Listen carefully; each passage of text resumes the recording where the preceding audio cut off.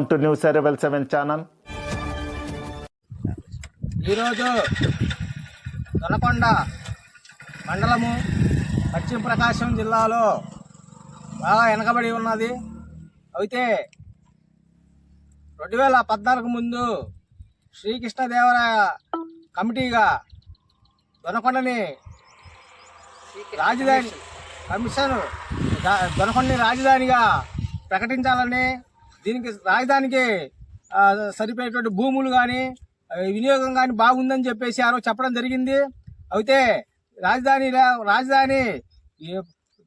లేకుండా పోవటము, ఈరోజు దొనకొండ ఎయిర్పోర్ట్ కూడా ఒంగోలుకు పోవటము, వెలిగొండ జిల్లాలు కూడా రాకపోవటము, తర్వాత వచ్చి ఇక్కడ పరిశ్రమలు పెడతామని చెప్పడం జరిగింది. అయితే ఇప్పటికి కూడా ఏమీ లేదు. ఈరోజు నిరుద్యోగ సమస్య ఇక్కడ తీవ్రంగా ఉండి వలసలు పోతున్నారు.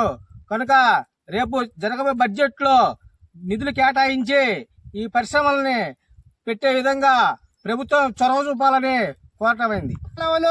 గతంలో సిద్ధారాఘవరావు గారు మంత్రిగా ఉండగా నిర్మించి ఈ 5 సంవత్సరాల్లో ఏ ఒక్క పని కూడా జరగలేదు అనేది ఇక్కడ అవపడతా ఉన్నది. కాబట్టి మేము కోరుతా ఉన్నది, రేపు జరగబోయేటువంటి బడ్జెట్ సమావేశాలలో ఈ యొక్క దొనకొండ పారిశ్రామిక కేంద్రానికి మౌలిక సదుపాయాలు కల్పించే దానికోసం నిధులు కేటాయించాలి. అలాగే ప్రభుత్వమే పరిశ్రమలు స్థాపించడానికి కోసం నిధులు ఇవ్వాలని చెప్పేసి, అలాగే ప్రైవేట్ పారిశ్రామికవేత్తలను ప్రోత్సహించే విధంగా, ఇక్కడ ఒక మౌలిక సదుపాయాలు కల్పించే విధంగా ఈ యొక్క బడ్జెట్ లో నిధులు కేటాయించాలని చెప్పేసి మేము సిపిఎం పార్టీగా డిమాండ్ చేస్తా ఉన్నాము. అట్లాగే ఇక్కడ నుంచి గెలుస్తున్నటువంటి ఎమ్మెల్యేలు కానీ, ఎంపీలు కానీ, మంత్రులు కానీ పారిశ్రామికవేత్తలు మాత్రమే అక్కడి నుంచి గెలుస్తా ఉన్నారు.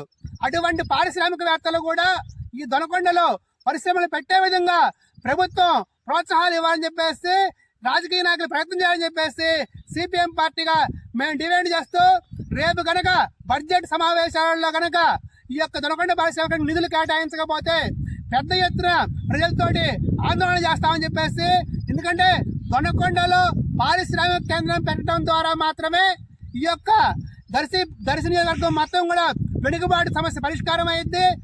దర్శి నియోజకవర్గం పారిశ్రామికంగా డెవలప్మెంట్ అయ్యిద్ది.